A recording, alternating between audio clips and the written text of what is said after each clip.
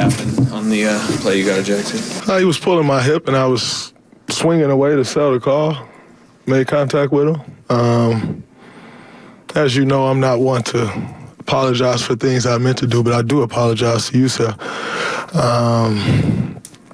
Because I didn't intend to hit him. I sell calls with my arms. I don't fall or to sell a call. I'm not a flopper. So I was just selling the call because he was grabbing me and pulling my hip back. So I spun away, and unfortunately I hit him. And so, like I said, I apologize to Jusuf because I didn't intend to hit him. Have you seen the replay? Yeah. How did it look to you on the replay? I mean, as I've said before, any replay, if I go look at every replay of everything, a replay it's never going to look good, but like I said, I know my intentions. My intentions were to sell the call. And, I also don't think I'm an accurate enough puncher to do a full 360 and connect with someone. So it's unfortunate. Last time when you got suspended a couple weeks ago, they said that there was a history of unsportsmanlike acts was a factor in your suspension. Do you anticipate that happening again? I don't know. We'll see. Like I said, I know what my intentions were, and that's really all I can speak on. Yeah, but after the last incident, you talked about how important it was to be there for your teammates, and Steve made a point today of saying they need you to win games. I'm aware.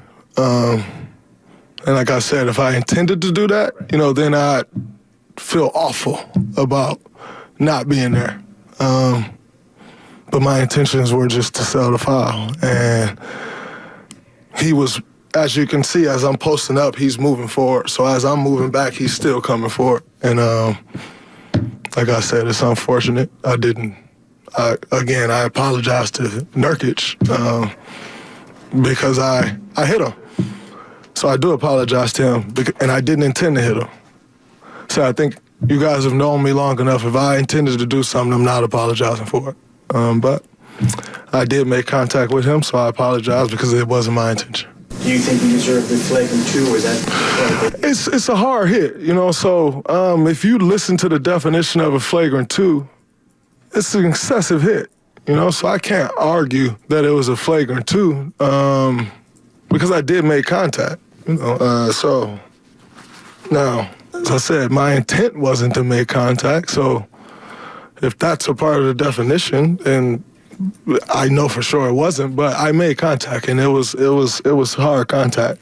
So I think the flagrant 2 was warranted. It's a hit above the neck, or at least I think the neck, or somewhere over here, and it's hard contact. So that would meet the definition for sure of a flagrant 2. But as I said, it wasn't my intention to make that contact, any contact at all, really. Like I said, I was spinning away and trying to sell the foul. But yeah, I think it definitely meets, the definition for sure. But my intent wasn't to hit him. I understand you said the intent wasn't there, but with this team's small margin for error and where you are now a third into the season, do you think there needs to be some sort of alteration to how you approach these situations to not put the team in a situation where you may not be available? Yeah, but that's not that situation. That situation is me trying to sell a foul call. So on most situations, yes, I'd agree with you.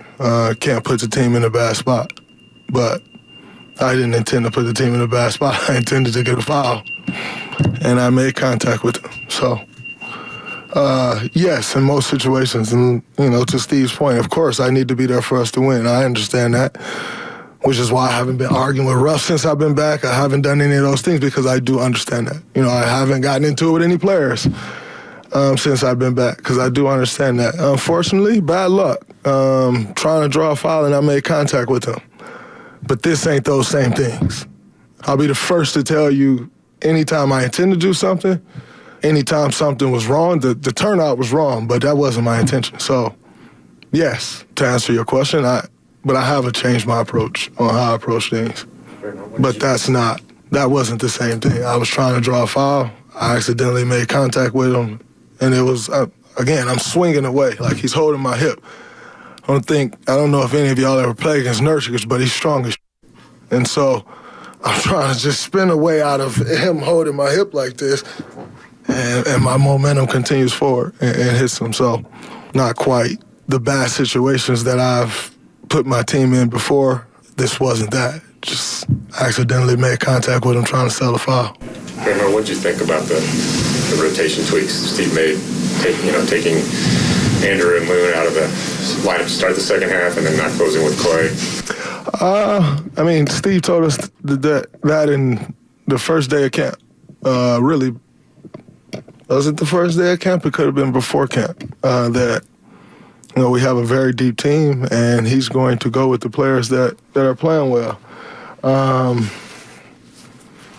But I was minus 15, so you look at our bench, they're all pluses damn near. So I probably would have got benched too had I not had the event not happen because, it's clear. We were struggling. So, and yet, Clay's +4 on the night. So it's not something that I'm shocked by because, you're trying to find a rhythm, you're trying to win games and just trying to go with the guys that are playing well and producing. So I don't look too far into who's benched or whatnot. You're just trying to find lineups that works. And I respect, Steve's calls on that. Nurkic was just asked about the play, and he said that brother needs help. What's your response to that? Respect. I still know what my intentions were, but respect. I think we all need help. I don't think any of us are too perfect, so respect. But I'll tell him the same thing I just told you. I'm gonna apologize to him, and I didn't intend to hit him. So, but he has a right to feel how he want to feel about it, and I'm not gonna sit here and try to go back and forth on how he feels about it. It's on him. He's been a guy in the past, when Steve says, hey, we're gonna, like in the playoffs last year, right, come back, hey, we're gonna start Loon over here, you're gonna come off the bench, instances like that. As you just said, you've always been very open to that, go with the flow, okay with that. For other guys, Clay was just talking to us and how he said it was very strange for him not to close and looked visibly upset on the bench. I know you're not inside Clay's head, but how does a guy how do you check your ego and your pride sometimes in those moments just for what has to happen to win? Well, I don't think anyone's overly worried about someone being upset that they're not playing because we're competitors. You work ultimately to play these games and put a great product on the floor and play great because, that's the job, right? So I don't think anyone's overly worried about someone being upset that they're not playing because we're all competitive, But, as far as ego goes, egos always have to be checked on a team because it's a team sport and it's made up of individuals. And, the goal is always to make the sum of those parts work together. And, if sometimes it goes better than others, and that's just how the cookie crumbles sometimes. But I think, for Clay, and for anybody in this situation, the number one goal for everyone just has to be to win. Whether that's you're playing or you're not playing, the number one goal of a team in order for a team to be successful is it has to be to win the game. And you figure out everything else after.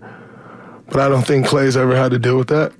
And so your first time dealing with that is different, and your reaction, you never know how you're going to react to something like that until you go through it, and so that's foreign territory for Clay. I don't think anyone's mad that he was upset about it. You don't want somebody that just goes sit there and it don't matter. You want guys that's going to compete.